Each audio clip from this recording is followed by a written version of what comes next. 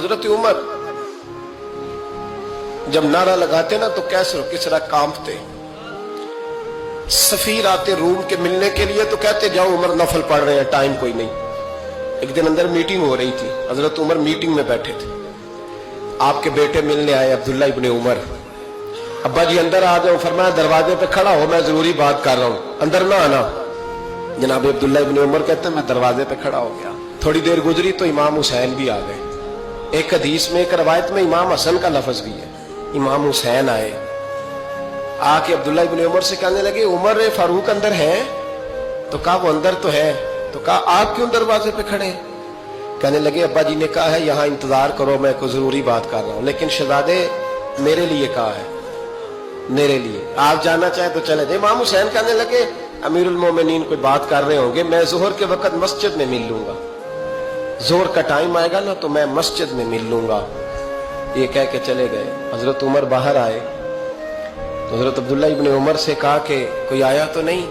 अर्ज की हुजूर हुसैन इब्ने अली आए, हुसैन इब्ने अली। तो कहा अंदर क्यों नहीं भेजा? कहा मैंने कहा था बेशक चले जाएं, लेकिन वो कह रहे थे कि मैं जोहर के वक्त मस्जिद में मिल लूंगा। तो सैयदना उमर फारूक फरमाने लगे अब्दुल्ला तुझे तेरी मां रोए, हुसैन को क्यों वापस भेजा? फिर उमर दुनियादारों के सामने डटना, खड़ा होना उमर पे खत्म है। लेकिन जो अंदर की बात है ना, रूह की, जो अकीदत की बात है, जो वफा का रिश्ता है, उसको कौन समझे? ये जो रूह की मजबूरियां हैं, ये जो वफा की मजबूरियां हैं, इसे लोग क्या समझें? इन्हें क्या पता कि मुर्शद के बेटे के पैर चूमने में हुस्न क्या होता है? इन्हें क्या पता कि जब उस्ताद का बेटा घर में आता है तो दिल करता है मकान बेच के इसे दे दें, इसके बाप की नेकियां बड़ी हैं। जनाब उमर फारूक दौड़े गए, इमाम हुसैन के दरवाजे पे दस्तक दी। इमाम हुसैन बाहर रखा, शहजादे यार मिलने आए थे, तो बगैर मिले क्यों आ गए? अर्ज की कि आप मसरूफ थे, आपके अपने बेटे भी दरवाजे पे खड़े थे, तो मैं वापस आ गया। इमाम हुसैन कहते उमर जज्बात में आ गए, सर से पगड़ी गिर गई। कहने लगे हुसैन, मेरे बेटे का और हुसैन का क्या मुकाबला? क्या उसकी मां का नाम फातिमा ज़हरा है? क्या उसकी नानी का नाम खतीजतुल कुबरा है? क्या उसके नाने का नाम मोहम्मद मुस्तफा है? और फिर सर से पगड़ी उतरी थी, अपने बाल जोर से पकड़ लिए। कहने लगे हुसैन, मैं ना मक्के में ऊंट चराया करता था और डंडों से मार खाता था अपने बाप से।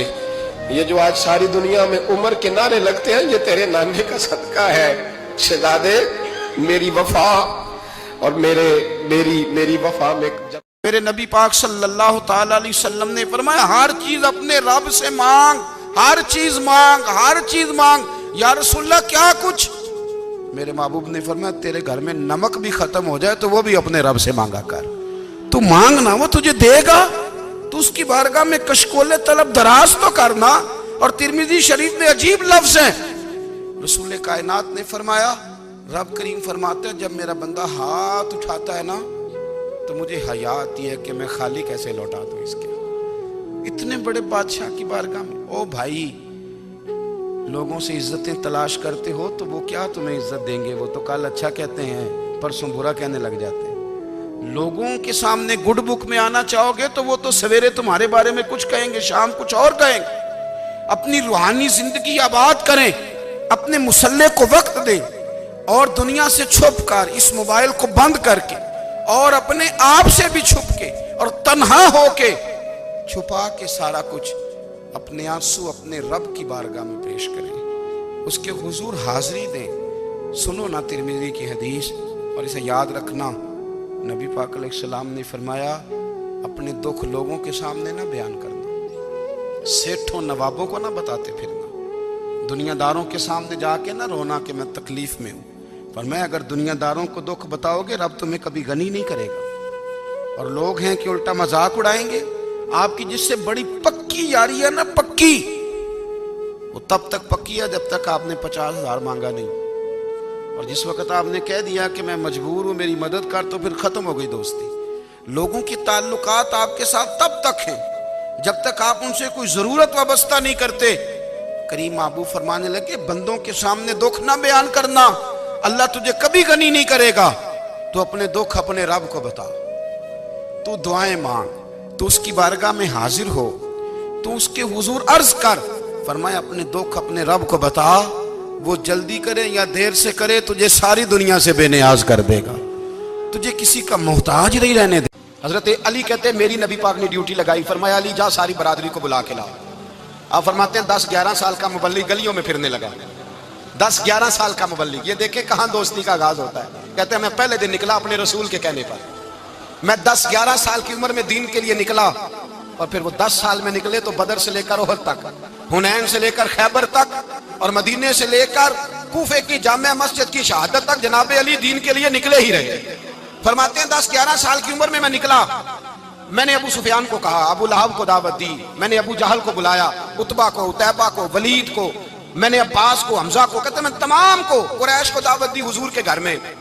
نبی پاک نے کھانا کھلایا، اور کھانا کھلا کے نا حضور نے نظر ڈالی، فرمایا میری برادری والوں، میرے چچاؤ، میرے عزیزوں، اس لیے بلایا ہے کہ میں اللہ کا رسول بن کے آیا ہوں، میں نے ساری دنیا کو لا الہ الا اللہ کا پیغام دینا ہے، میری مدد کرو، میرے ساتھ چلو، میرے ساتھ تعاون کرو، آؤ نکلو چلے، اٹھو میرے ساتھ۔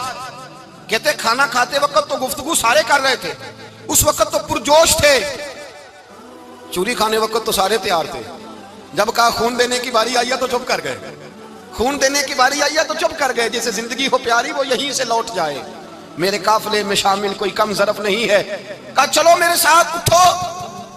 حضرت علی کہتے ہیں حضور ایک کے کچہرہ دیکھتے، ایک کو پکارتے تو چل، پر کوئی آواز نہ دیتا۔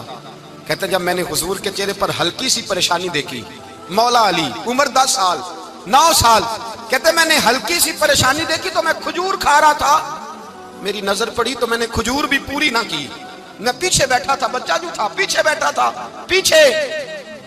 کہتے مجھ سے رہا نہ گیا، میں اٹھا، قد پہلے چھوٹا تھا، عمر تھوڑی تھی، میں نے ایڑیاں اٹھا لی، پنجوں کے بل کھڑا ہو گیا، اور یوں دونوں ہاتھ فضا میں بلند کر کے کہا، میں نے کہا یا رسول اللہ یہ نہیں چلتے تو نہ چلے، انا حافظو کا یا رسول اللہ، انا ناصرو کا یا رسول اللہ۔ حضور آپ میدان میں نکلے، جہاں بھی ضرورت پڑے گی علی آپ کی حفاظت کرے گا، حضور آپ میدان میں نکلے، دین کو جہاں بھی ضرورت پڑے گی علی اکیلا آپ کی مدد کرے گا، آپ نکلیے۔ حضرت علی فرماتے ہیں 10 سال کی عمر میں میں اپنے رسول کے ساتھ نکلا۔ حضرت علی شیر خدا، فجر کا وقت تھا، ہاتھ میں چھڑی پکڑی تھی، 63 سال عمر مبارک تھی، کوفے کی جامع مسجد میں نماز پڑھانے آ رہے تھے، ہر دروازے پہ دستک دیتے، اٹھو الصلاۃ خیر من النوم۔